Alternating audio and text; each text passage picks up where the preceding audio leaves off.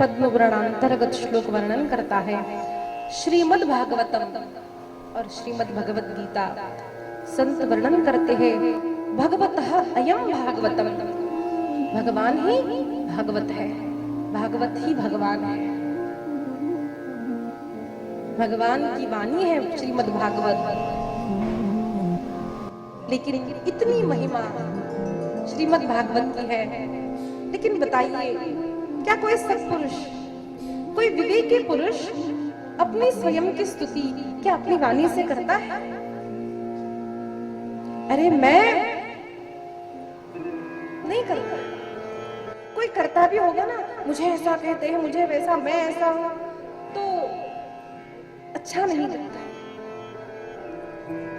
सत्पुरुषों का वो गुण नहीं है कि वे अपने मुख से अपनी गुणों की, अपनी महिमा का वर्णन करें। इसीलिए भागवत में भी भागवत की महिमा का वर्णन नहीं आया।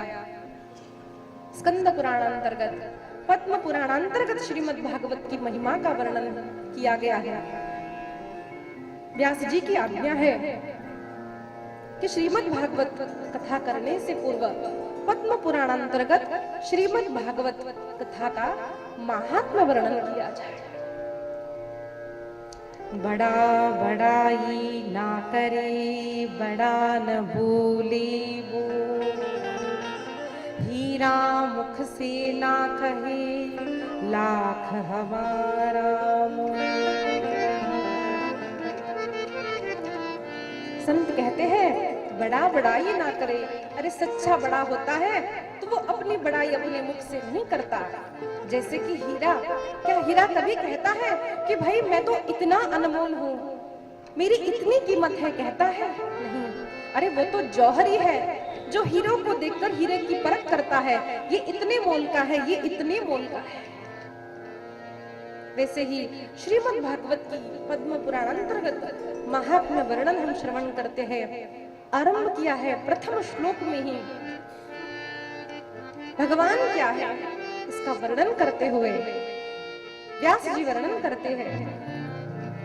सच्चिदानंद रूपाय विश्वोत्पत्त्यादि हेतवे तापत्रय विनाशाय श्री कृष्णाय वयं नमः। प्रथम श्लोक में वर्णन किया है भगवान क्या है, भगवान का परिचय दिया है, स्वरूप परिचय, कार्य परिचय, स्वभाव परिचय। भगवान कौन है, भगवान कैसे है, वर्णन करते हैं। भगवान सच्चिदानंद स्वरूप है, भगवान सत स्वरूप है। सत का अर्थ क्या है? सत यानी जो पहले था, आज भी है और कल भी रहेगा, जो सर्वत्र विद्यमान है, सदैव विद्यमान है, उसको सत कहते हैं। भगवान का आदि नहीं है, भगवान का अंत नहीं है। भगवान कब प्रकटे, कहां से प्रकटे, कोई नहीं जानता। ये तो भगवान की लीला है कि भगवान लीला करते हैं कि छोटे बाल कृष्ण के स्वरूप में गोकुल में अथवा मथुरा में मेरा जन्म हुआ, अयोध्या में राम जी के रूप में मैं प्रकट हुआ। ये तो भगवान की लीला है। लेकिन सर्वशक्तिमान भगवान कब प्रकट हुए यह कोई नहीं कह सकता। स्वामी विवेकानंद कहते हैं, where science ends, where science ends, जहां पर साइंस का अंत होता है, there starts the beginning of lordship, spirituality. भगवान की सत्ता जानना हो ना, तो हर बार साइंस से नहीं जाना जा सकता। अपनी बुद्धि से, अपनी क्षमता से हम भगवान को जानेंगे, यह असंभव है। इसीलिए आज तक कोई नहीं पता कर पाया कि अंडा पहले आया या मुर्गी पहले। कोई बता सकता है अंडा पहले या मुर्गी पहले? कोई नहीं बता सकता। डार्विन थ्योरी अथवा अनेक ऐसे थ्योरी आ सकती है, काल्पनिक बातें अनेक लोगों ने की है, लेकिन यही सत्य है ऐसा आज तक किसी भी साइंटिस्ट ने नहीं कहा कि ये पक्का है, बस ऐसे ही पृथ्वी की रचना हुई है, ऐसे ही सृष्टि की रचना हुई है, ऐसा कोई भी नहीं कह सकता।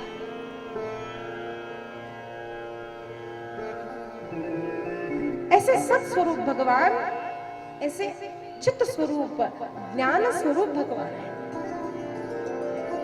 ज्ञान यानी हम क्या समझते हैं कि भाई मैं भागवत की ज्ञानी हूं, मैं तो अमुक सब्जेक्ट में ज्ञानी हूं। हमारा ज्ञान कैसा होता है? स्कूल में अ आ इ ई ABCD पढ़ करके, वाक्य रचना सीख करके, कुछ परीक्षाएं दे करके, कुछ डिग्री हासिल करके हम कहते हैं हम अमुक विषय में पारंगत है, पंडित है, हम अमुक विषय के ज्ञानी हैं। भगवान का ज्ञान ऐसा नहीं है, भगवान का ज्ञान स्वरूप ऐसा नहीं है। अरे ज्ञान जिससे प्रकट होता है ना, वो भगवान है। भगवान स्वयं ज्ञान रूप है।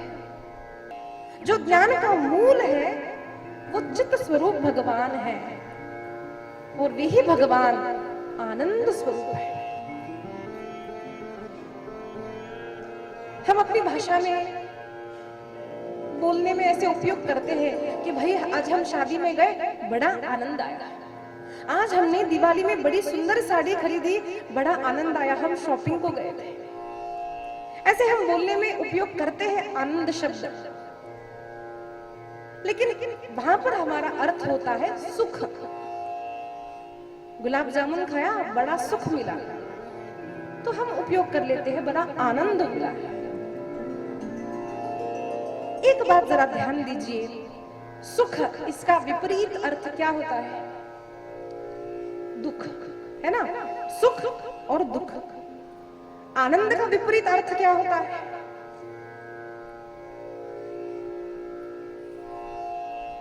आनंद का कोई विपरीत अर्थ नहीं होता, क्योंकि सुख के बाद दुख, दुख के बाद सुख, सुख के बाद दुख, ये चलता ही रहता है।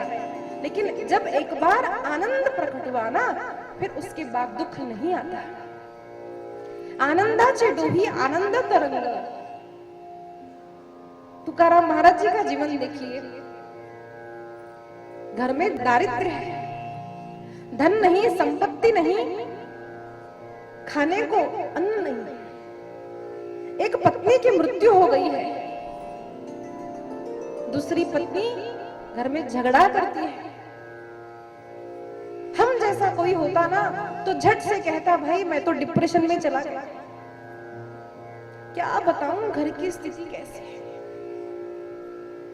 लेकिन वैसे परिस्थिति में भी तुकाराम महाराज कहते हैं आनंदाचे डोही आनंद तरंग। क्यों? क्योंकि सुख और दुख तो शरीर को मिलता है, सुख और दुख तो संसार में होता है, संसार के विषयों से होता है, लेकिन आनंद बाहर किसी वस्तु से प्राप्त नहीं होता, आनंद अंतरंग में मिलता है। आनंद आत्मा और परमात्मा के मिलन से प्रकट होने वाला जो भाव है ना, उसको आनंद कहते हैं। इसलिए जब आनंद आ गया जीवन में तो फिर कोई दुख नहीं रहा। भले ही संसार में विपरीत परिस्थिति हो, लेकिन अंदर से ज्ञान प्रकट हुआ है, आनंद रूपी परमात्मा का प्राकट्य हुआ। अब बाहर का दुख इस शरीर को छू नहीं सकता, इस मन को छू नहीं सकता। ऐसे आनंद आनंद आनंद स्वरूप, यानी इंग्लिश में हम कहते हैं इटर्नल हैप्पीनेस। आनंद का कई सारे ऐसे संस्कृत शब्द हैं जिनका ठीक से अर्थ हम अन्य भाषा में नहीं कर सकते, खासकर इंग्लिश में तो कर ही नहीं सकते। हैप्पीनेस, सुख, अनंत सुख, इटर्नल हैप्पीनेस इज आनंद। यानी जिस सुख सुख सुख सुख में आनंद का, दुख की कोई बात न हो, उस अनंत सुख को ही आनंद कहा जाता है। और वो सुख केवल भगवान की सन्निधि में, भगवत भक्तों की सन्निधि में प्राप्त होता है। सच्चिदानंद रूपाय, कैसे है भगवान? सच्चित आनंद स्वरूप है। कोई कहते भगवान कौन है, अनेक लोगों के लिए तो भगवान कृष्ण ही भगवान है। कोई कहता है नहीं नहीं, राधे बिन कान्हा तो आधा, हम तो राधे को ही मानते हैं। कई लोग तो कहते हैं भाई हम तो वेंकटेश्वर भगवान गोविंदा गोविंदा। कोई कहता है नहीं नहीं, अरे भगवान तो भगवान महादेव है। कोई कहते हैं हम देवी को मानते हैं। यहां पर किसी का नाम नहीं लिया। ये सारी जो हमने बात कही सत्य चित्त आनंद, ये सारी गुण जिसमें घटित होते हैं ना, उसको भगवान कहते हैं। उसके रूप अनुसार हम तो भगवान को नाम देते हैं शिव शंकर भवानी राधा कन्हैया आदि, लेकिन भगवान केवल उतने नहीं है, भगवान अनंत है। अच्छा भाई, हमने भगवान के रूप को तो जान लिया, अब बताइए भगवान करते क्या है ना? हम क्यों भगवान को माने, हम भगवान की पूजा क्यों करें? अब यहाँ हमारे मन की बात आती है, अगर कोई फायदा न हो तो हम मंदिर भी नहीं जाते। पहले पूछते हैं कि भाई मन्नत कौन सी मंदिर में पूरी होती है, उस मंदिर में ज्यादा लोग जाते हैं। अगर मन्नत पूरी न करने वाला भगवान हो तो भाई दूर से ही नमस्कार है। तो भगवान है सच्चिदानंद रूप, लेकिन करते क्या है? तापत्रय विनाशाय, भगवान जीव मात्र के त्रिविध तापों को दूर करते हैं। आध्यात्मिक ताप, आधि भौतिक ताप, आधि दैविक ताप प्रत्येक जीव के जीवन में होते हैं। आधि भौतिक ताप पंच महाभूतों से जो हमको त्रास होता है, पानी से, अग्नि से, जल जाना, पानी में गिर जाना, जैसे सुनामी आई, हरिकेन आया, ये सब जो है पंच महाभूतों से हमको छोटी बड़ी जो कठिनाइयां आती है उसको आदि भौतिक ताप कहते हैं।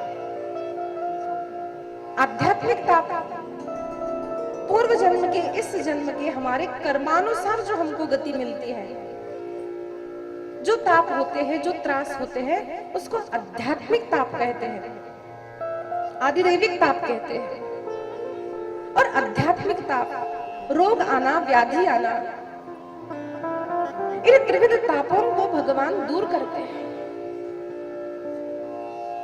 और 3 प्रकार के ताप कहे गए, आधि, व्याधि और उपाधि। व्याधि तो हम समझते हैं, रोग, डिसीज, कोरोना हो गया है ना, रोग हो गया, व्याधि। आधि और उपाधि क्या है? आधि यानी उदाहरण,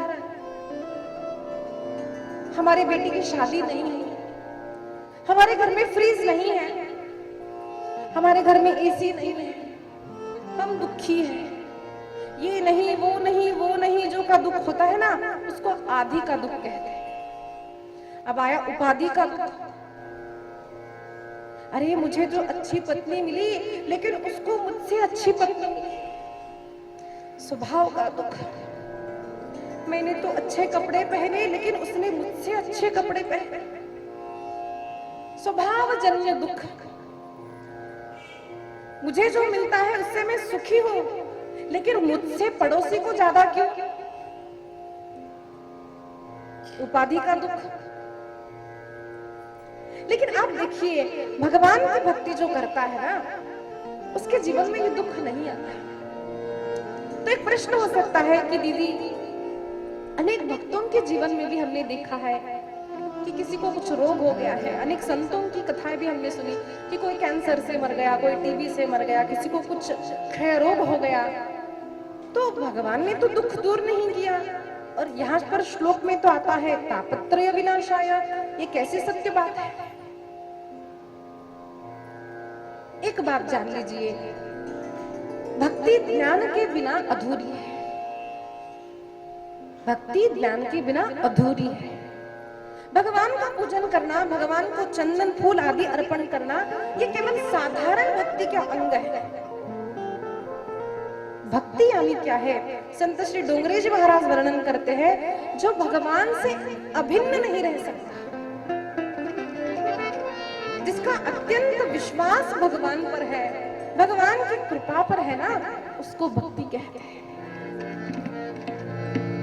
कोई बात नहीं, मुझे कुछ धन की प्राप्ति नहीं हुई, कोई बात नहीं, अरे मुझे तो और दुर्गति प्राप्त होनी चाहिए थी, मैं इतना पापी हूं, लेकिन भगवान ने कृपा करके मुझे कम से कम इतना तो दिया है।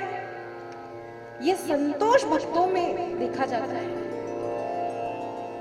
रोग हो गया, कुछ हो गया, कोई बात नहीं, अरे अनेक जन्मों में मैंने जो पाप किए हैं ना, अगर उसको मुझे बताया जाए, भक्त कहते हैं मुझे तो और दुर्दशा प्राप्त होनी चाहिए, लेकिन भगवान ने अत्यंत कृपा से मुझे केवल थोड़ा ही दुख दिया है। संत शरीर से अभिन्न रहते हैं, जानते हैं कि ये शरीर को सुख और दुख अपने कर्मानुसार मिलते हैं, भगवत कृपा से वो सुख दुख भी कम हो जाते हैं, भोग करके हो जाएंगे कम, लेकिन मैं तो आत्मस्वरूप हूं, इसीलिए शरीर की जो व्यथा है, संसार की जो व्यथा है, वो संतों के मन को छू नहीं सकती। इसी को कहा जाता है ज्ञान वैराग्य युक्त भक्ति। और जिस जीव में ज्ञान वैराग्य युक्त भक्ति होती है ना, उसके तापत्रयों का नाश होता है। संसार में कोई भी स्थिति हो, उनके मन में विकार नहीं उत्पन्न हो सकता, उनके मन में दुख नहीं उत्पन्न हो सकता। इसलिए भगवान के स्वरूप को जानो, अपने आत्मा स्वरूप को जानो, अपने और भगवान के संबंध को जान करके जो जीवन जीता है ना, उसके जीवन में दुख आ भी जाए, वो दुख से दूर रहता है। तुल्य निंदा स्तुतिर्मौनी संतुष्टो येन केनचित्। अरे कोई स्तुति करे क्या, कोई अपमान करे क्या? ठंडी हो, सर्दी हो, गर्मी हो, जो भी स्थिति हो, हम तो गोविंद गोविंद गोविंद गोविंद करने वाले हैं। ऐसे भक्तों को त्रिविधता छू नहीं सकते। सच्चिदानंद रूपाय विश्वोत्पत्त्यादिहेतवे। एक बात जान लीजिए कि भगवान ने विश्व की उत्पत्ति जो की है ना, हम उस विश्व को ये ना समझे कि ये पृथ्वी, चंद्र, तारे, आकाश, जल, अन्न, केवल ये सृष्टि नहीं है, केवल ये विश्व नहीं है। पिंडी ते ब्रह्मांडी, ये जो मेरा सुंदर देह मुझे प्राप्त हुआ है, मन बुद्धि चित्त अहंकार मुझे ये जो प्राप्त हुआ है ना, यही मेरा विश्व है। मेरे शरीर की रचना भगवान ने की है, इसका पालन भगवान करते हैं और इसका लय भी भगवान की कृपा से होता है। विश्वोत्पत्त्यादिहेतवे। संपूर्ण सृष्टि में आज हम जो भी देखते हैं, जो भी अनुभव करते हैं, वो सभी केवल भगवान की कृपा से प्रकट हुआ है, यह जानकर। हम नई नई चीजें देखते हैं, हाइब्रिड देखते हैं ना, हाइब्रिड फल है, हाइब्रिड फूल है। मुझे बताइए, इंसान ने यहाँ का कुछ लिया, वहां का कुछ लिया, मिक्स करके उसको कुछ बनाया, हाइब्रिड बना दिया, लेकिन जो मूल है, मूल वस्तुओं का हम जो उपयोग करते हैं, वो मूल किसने दिए हैं? भले ही मानव रोबोट बना सकता है, उसमें मानव का हृदय मानव नहीं बना सकता। उसमें जो भाव होते हैं ना, वो मानव नहीं बना सकता। प्रेम, भक्ति, ये सब भाव केवल भगवान ही हमको प्रदान कर सकते हैं।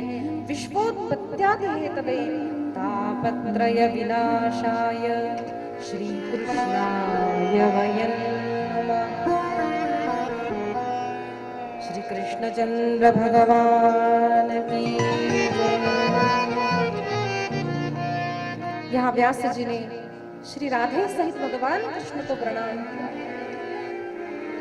हम अपने इष्ट को यहाँ प्रणाम कर सकते हैं। प्रभु, तुम सच्चित आनंद स्वरूप हो, संपूर्ण सृष्टि की उत्पत्ति स्थिति लय के कारण हो।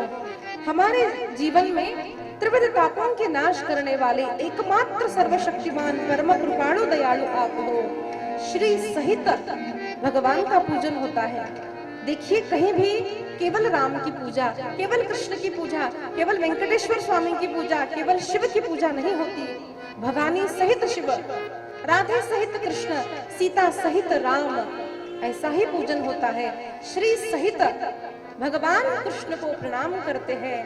लेकिन देखिए कितने दयालु संत है। यहाँ नहीं कहा अयन महा, मैं प्रणाम करता हूँ, नहीं कहा। श्री कृष्ण कन्हैया लाल की। अब देखिए कितने लोगों ने कम हाथ उठाए, सभी ने नहीं उठाया। व्यास जी जानते हैं कि कलयुग के लोग आलसी हैं। हम सब जानते हैं ना, कृष्ण ऐसे जय घोष किया तो हाथ उठाना चाहिए, लेकिन दीदी ठीक है ना, हम नहीं उठाते। लेकिन संतों को लगता है कि ये आलसी है, लेकिन इनके उद्धार की चिंता हमको है। इसीलिए भगवान व्यास जी ने कहा वयन महा, सबकी ओर से मैं प्रणाम करता हूँ। भगवान, हम सभी आपको प्रणाम करते हैं। ऐसे दयालु संतों की संगति जब प्राप्त होती है ना, तो हमारा उद्धार होता है। सभी एक बार जोर से जय घोष करें, कृष्ण कन्हैया लाल की। संत श्री डोंगरी जी महाराज कहते हैं कि कथा में नाम संकीर्तन करने से अगर लज्जा आ रही हो, भगवान का जय घोष करने से लज्जा आ रही हो ना, तो समझ लेना मेरा पाप बहुत भारी है। लोगों को लगता है हमारा पाप दिखता नहीं, पाप दिखता नहीं, ये सब ना झूठी बातें हैं। महाभारत का एक प्रसंग आता है। भीम कहते हैं भगवान, ये जो ग्रंथों में कही जाती है ना, थोड़ा अतिशय हमको लगता है। अरे गंगा स्नान करने जाए तो 10,000 लोग हमको रोकते हैं, पापी को 10,000 लोग रोकते हैं, ऐसा कहते हैं, ऐसा थोड़ी सत्य है। तो भगवान ने कहा ठीक है, तुम जरा आज गंगा स्नान करके तो आना। अरे मैं भी देखता हूँ मुझे कौन रोकता है। अपनी गदा लेकर अत्यंत बलवान भीम, 10,000 हाथियों का जिसमें बल है, वो भीम आज गंगा किनारे पर आया। भोर भई है, सुबह का समय है, देख रहा है अरे यहाँ तो कोई नहीं है। सुबह का मध्याह्न हुआ, मध्याह्न की संध्या हुई, रात्रि हुई, और उसने आकर कहा भगवान, अरे ये तो एकदम झूठी बात है। मैं वहां पर नहाने गया तो मुझे किसी ने नहीं रोका। भगवान ने कहा अच्छा तो तुम नहाए? नहीं, मैं तो केवल देखने गया था। भगवान ने कहा देखो, इतने बलवान हो, तुमको जिस अहंकार ने रोका है ना, जिसने रोका है ना, वही 10,000 लोग। कथा में भी हम आए, अगर पाप हो तो हमको सुनने नहीं देते। वो पाप हमारी बुद्धि में प्रवेश करके निद्रा आ जाती है, आलस आ जाता है, प्रमाद आ जाता है। यहाँ वहां देखते हैं, अरे ये तो कोई नया व्यक्ति लगता है, शालीबंडा का तो नहीं लगता, लातूर से आए हो, साड़ी तो अच्छी थी, आज तो भोजन में ये बना था।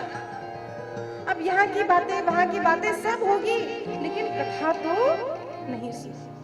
लेकिन हम घर जाकर कहते हैं हम तो भाई आज कथा में गए थे, कथा सुनी नहीं, भले हम बोलते ना हो, लेकिन कथा सुनी नहीं। रोकता कौन है? हमारा पाप हमको रोकता है। इसलिए सावधान होकर के सुनना चाहिए। इसीलिए प्रयत्न पूर्वक देखिए, अगर हमारे भाग्य में हो ना 10 लाख रुपए इनको मिलेगा, 1 लाख मिलेगा तो मिल जाएगा। आपके भाग्य का कोई नहीं खाता है, लेकिन सत्संग बिना प्रयत्न के नहीं मिलता है। प्रयत्न करने से ही सत्संग की प्राप्ति होती है, प्रयत्न करने से ही भगवान की भक्ति की प्राप्ति होती है। हम तुकाराम महाराज जी के वंशज है, हम राघवेंद्र स्वामी जी के वंशज है, तो हमको भक्ति नहीं मिलती। भले उनका नाम हमको मिल जाए, भक्ति नहीं मिलती। भक्ति हर व्यक्ति को स्वयं करनी पड़ती है। इसलिए प्रयत्न पूर्वक जयघोष करते समय अपने हाथ उठाए, अपने मुख से उच्चारण करे, अपने इन नेत्रों से भगवान का दर्शन करे, अपने इन कानों से प्रयत्न पूर्वक कथा सुने। कृष्ण कन्हैया लाल की, कृष्ण कन्हैया लाल की।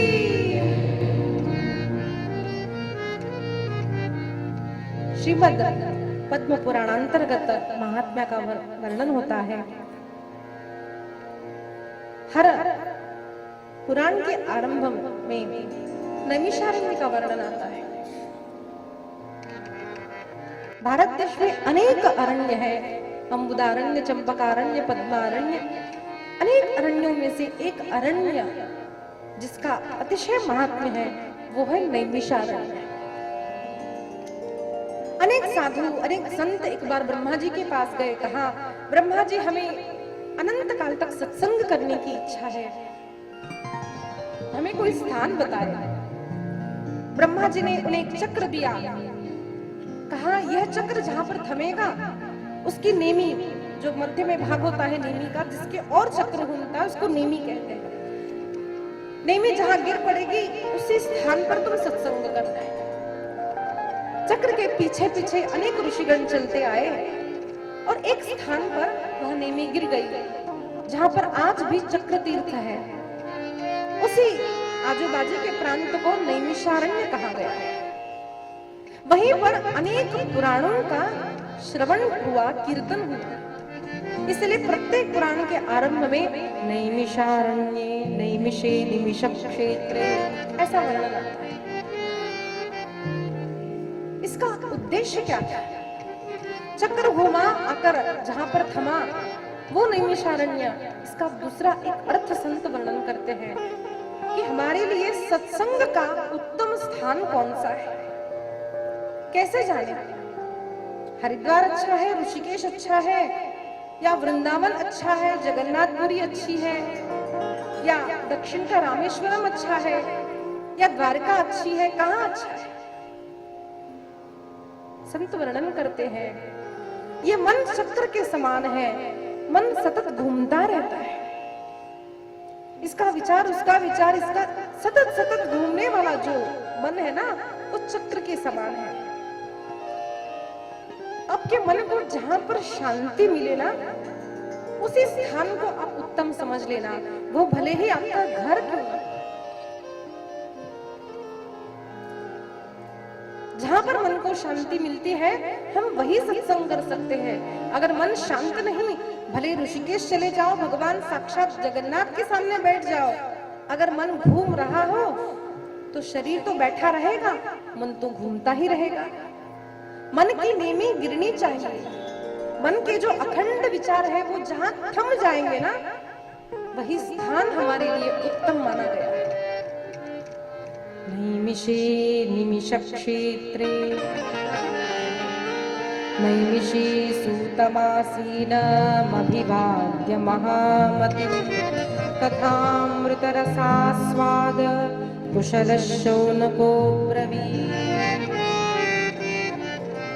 सूत जी महाराज को व्यास गद्दी पर विराजमान किया है। सहस्रों हजारों ऋषि एकत्रित हुए हैं। उनके प्रमुख शौनक जी महाराज खड़े होते हैं और प्रश्न करते हैं, सूत जी की स्तुति करते हैं। अज्ञानध्वांत विध्वंस कोटि सूर्य समप्रभ सूताख्याहि कथासारं मम कर्णरसायनम् भक्ति ज्ञान विरागाप्तो विवेको वर्धते महान् माया मोह निरासश्च वैष्णवै क्रियते कथम् श्रेयसां यद्भवेत् श्रेयः पावनानां च पावनं कृष्ण प्राप्तिकरं शश्वत साधनं तद्वदाधुना। शौनक महाराज प्रश्न करते हैं, भगवान आप अज्ञान को दूर करने वाली कोटि सूर्यों के समान हो। महाराज हम अनेक वर्षों से अनेक शास्त्रों को श्रवण करते आ रहे हैं, लेकिन अब हमें अनेक शास्त्र नहीं, हमें अनेक शास्त्रों का सार आप सुनाइए। मानव मात्र का कल्याण करने वाला, कृष्ण प्राप्ति कर्म शाश्वत, भगवान कृष्ण की शाश्वत प्राप्ति कराने वाला ऐसा कोई साधन बनाइए। ऐसा नहीं कि ये भी चलेगा, वो भी चलेगा, वो भी चलेगा, नहीं, एक साधन शाश्वत पक्का साधन हमको बताइए। श्रेयसाम भवेत् श्रेयः, परम श्रेयस्कर ऐसा साधन हमको बताइए। महाराज चिंतामणिर्लोक सुखम सुरद्र श्लोक संपदम। महाराज चिंतामणि और कल्प वृक्ष तो कुछ ही वस्तुओं को दे सकता है, लेकिन सद्गुरुदेव की अगर कृपा हो जाए, वैकुंठम योगी दुर्लभम, योगियों को भी जो दुर्लभ है ना, वो स्थिति केवल सद्गुरु की कृपा से प्राप्त हो सकती है।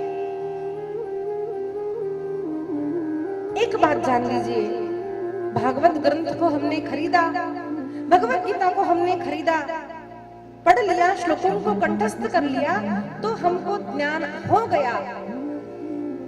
हम बोलने लगे, हम सुनने लगे तो हमको समझ में आया, ऐसा नहीं होता।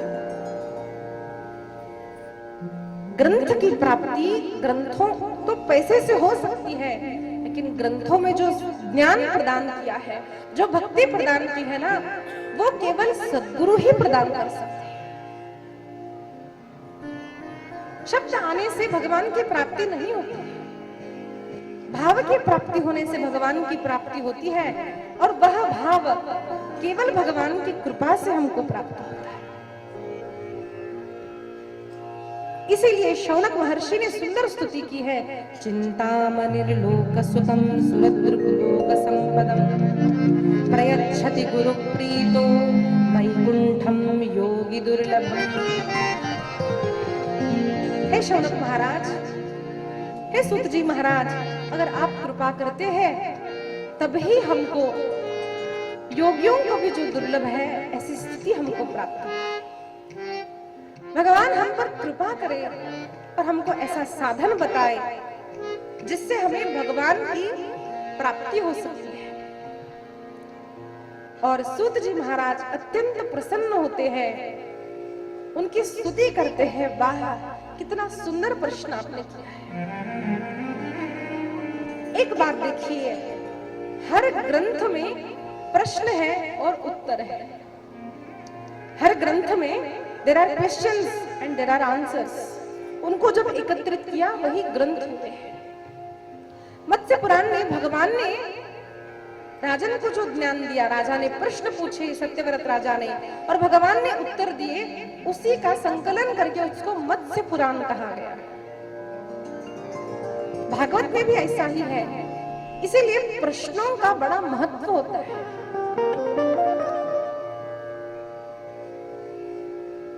अनेक लोगों को प्रश्न पूछने पर क्रोध आता है, किसी किसी को प्रश्न पूछने के लिए डर लगता है, लेकिन मैं तो कहती हूँ, आपके मन में कोई भी प्रश्न हो, आप पूछिए, अपने बच्चों को भी पूछने दीजिए। हमारे मन में क्या कैसे प्रश्न आ रहे हैं, जरा अपने आप को देखिए। संसारिक विषयों के प्रश्न हमारे मन में आ रहे हैं या भगवत भक्ति के, भगवत ज्ञान विषय प्रश्न हमारे मन में आ रहे हैं? जिन प्रश्नों का उत्तर भगवान की कथा है, जिन प्रश्नों का उत्तर संतों की कथा है, जो हमारा उद्धार करती है, ऐसे अगर प्रश्न आ रहे हो ना, तो स्वयं को भाग्यवान समझो। इसीलिए सूत जी महाराज ने सभी की प्रशंसा की है कि वाह, आपने कितने सुंदर प्रश्न पूछे हैं। महाराज आप चिंता मत कीजिए, एक उपाय है। काल व्याल मुखग्रास त्रास निर्नाश हेतवे। काल व्याल मुखग्रास, काल रूपी सर्प के मुख में जैसे मेंढक होता है ना, वैसे ही हमारी स्थिति है। आज मरेंगे, कल मरेंगे, अब मरेंगे, कब मरेंगे पता नहीं है। कभी भी काल रूपी ग्रास हमको ग्रस सकता है, काल रूपी सर्प हमको ग्रस सकता है, हमारी मृत्यु हो सकती है, लेकिन डरने की बात नहीं है। श्रीमद्भागवतम शास्त्रम कलौ कीरेण भाषितम् एतस्मादपरं किंचिन् मनःशुद्ध्यै न विद्यते जन्मान्तरे भवेत् पुण्यं तदा भागवतं लभेत्। और सूत जी महाराज ने वर्णन किया है, अब चिंता मत कीजिए। श्रीमद् भागवत की कथा संसार के भय को दूर करने वाली है, इसका नाश करने वाली है। और ये श्रीमद् भागवत ऐसे ही प्राप्त नहीं होता महाराज, जन्मांतरे भवेत् पुण्यम तदा भागवतम लभेत्। और आपके प्रश्न ऐसे हैं कि जिनके उत्तर में ही श्रीमद् भागवत की कथा है। अत्यंत प्रसन्न होकर के सूत जी महाराज ने इसका वर्णन किया है कि महाराज ये कथा कोई साधारण नहीं है। एक बार क्या हुआ, परीक्षित महाराज श्रोता बनकर बैठे हैं, शुकाचार्य कथा श्रवण कर रहे हैं, और एकाएक सबने देखा कि आकाश मार्ग से अनेक देवता आए अमृत का कुंभ लेकर। बड़ी विस्तार से कथा आती है महाभारत में कि अमृत कलश को लेने के लिए साक्षात भगवान के वाहन गरुड़ जी ने अथाह प्रयत्न किया, उनको बंदी बनाया गया, और किस प्रकार से उन्होंने उस अमृत को प्राप्त किया। ऐसे अमृत को लेकर के अत्यंत लालची, लोभी, स्वार्थी देवता सहज रूप से आ गए। और इतना ही नहीं, परीक्षित से कहा महाराज आप ये ले लो, आप ये अमृत ले लो। एक बात जान लीजिए, नो लंच इज फ्री। इस संसार में कोई भी वस्तु आपको फ्री नहीं मिलती। स्टेशन पर कहीं पर लिखा होता है ना फ्री वाईफाई, फ्री कुछ नहीं होता। एक बात देखिए, पुराने लोगों के पास जो छोटे छोटे मोबाइल थे, एक उदाहरण दे देती हूँ। एक मेरी सखी की हॉस्पिटल है, क्लिनिक है, उसने कहा शिल्पा 2 लड़कियां मेरे यहाँ पे काम करती है, एक के पास व्हाट्सएप का मोबाइल है, बड़ा मोबाइल है, अब वो पेशेंट आने पर भी ट्रीटमेंट करते हुए ना उसको देखती रहती है ऐसे। फ्री मोबाइल, फ्री हो गया ना, बहुत कम पैसे में हमको वाईफाई मिल जाता है, तो बार बार हम लोग फोन पे ही रहते हैं। और जिसके पास साधा मोबाइल है, जब नहीं था तब के भी आप याद कीजिए, तब हमारा समय इतना मोबाइल पर नहीं जाता था, कुछ भी फ्री नहीं होता। आज उस मोबाइल ने हमारी स्वतंत्रता को छीन लिया है। किसी को भी पूछो भाई यहाँ पे आओगे, वहां पे आओगे, कुछ करेंगे, नहीं भाई मैं फ्री नहीं हूं। और जरा रात में अपने मोबाइल का फेस टाइम देखिए, आधा घंटा, 1 घंटा नहीं, 12-13 घंटे हमने मोबाइल पर स्पेंड किए, हमको पता भी नहीं चला। और कहा नाम स्मरण करो तो अरे अरे टाइम, हमको टाइम ही नहीं। अरे कथा में कैसे आया, हमको तो टाइम ही नहीं। इसलिए संसार में कुछ फ्री नहीं होता, याद रखिए। उन देवताओं ने उस अमृत को ला करके परीक्षित को कहा, परीक्षित जी तुम ले लो, फ्री नो फ्री। कहा इसके बदले में आप हमें कथा का पुण्य प्रदान कर दो। संत कहते हैं मानव को पुण्य तो चाहिए, पुण्य का फल तो चाहिए, लेकिन पुण्य कार्य करना नहीं चाहता। पुण्य फलम इच्छन्ति पुण्यम न कुर्वन्ति मानवाः। पुण्य का फल तो चाहता है, लेकिन धार्मिक कार्य, पुण्य कार्य, दान दक्षिणा, कथा श्रवण, ये सब करने को हमें समय नहीं है। कहा अमृत ले लो और हमें कथा दे दो। देखने की बात है, परीक्षित को पुनः नवीन जन्म मिल सकता था। परीक्षित 7 दिनों में मरने वाला था, लेकिन परीक्षित ने क्या किया? सोच विचार करके, अरे ये देवता मुझे यह अमृत तो दे रहे हैं, लेकिन इसके बदले में क्या मांग रहे हैं? और उत्तर दिया, क्व सुधा क्व कथा लोके क्व काच क्व मणिर्महान् ब्रह्मरातो विचार्येवं तदा देवान् जहासः। अत्यंत विवेकपूर्ण शब्दों में कहा महाराज, वो सुधा वो कथा लोके, अरे तुम्हारी ये सुधा कहाँ, अमृत कहाँ, और हमारा कथामृत कहाँ? अमृत तो जीवन प्रदान कर सकता है, लेकिन कथामृत मृत्यु के भय को भी नाश कर सकता है। आप कांच देकर हमारे पास हीरा लेने आए हैं? नहीं महाराज, हमें नहीं चाहिए। और ऐसे अधिकारी श्रोता को प्राप्त करके भगवान शुकाचार्य ने अत्यंत सुंदर कथा श्रीमद् भागवत शुकाचार्य परीक्षित महाराज को प्रदान की है। ऐसा वर्णन आया और आकाश में ब्रह्मा जी ने देखा, अच्छा इतना महात्म्य है, तो उनको तोला गया है। दान धर्म तप योग यज्ञ आदि सारे एक इसमें रखे और दूसरे पारणे में रखा श्रीमद् भागवत, और देखा श्रीमद् भागवत तो सारे साधनों से भारी है। और श्रीमद् भागवत का जय घोष किया, श्रीमद् भागवत महापुराण की। 2 मिनट नाम संकीर्तन कर। कृष्ण गोविंद गोविंद गोपाल,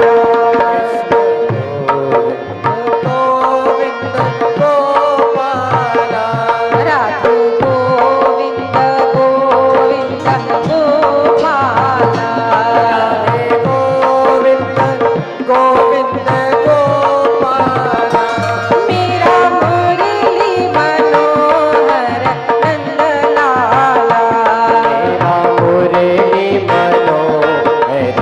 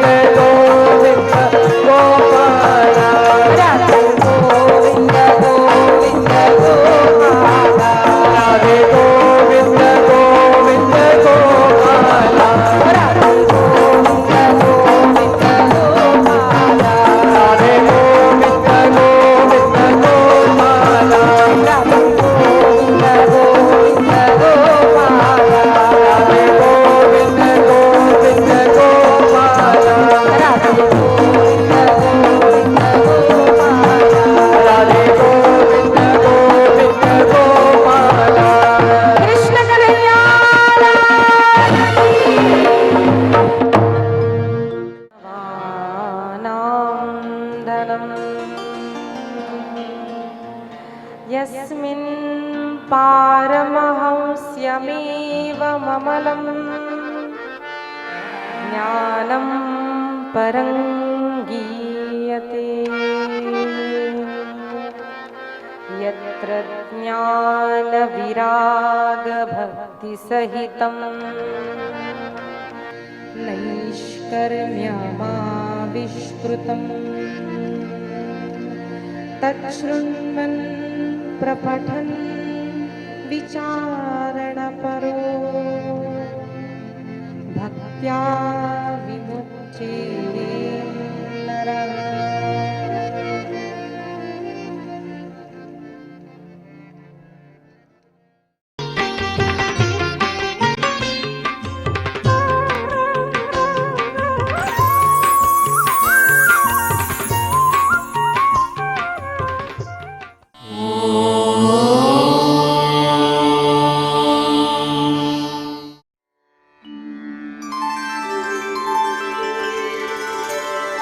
विना वेङ्कटेशं ननाथो ननाथः सदा वेङ्कटेशं स्मरामि स्मरामि।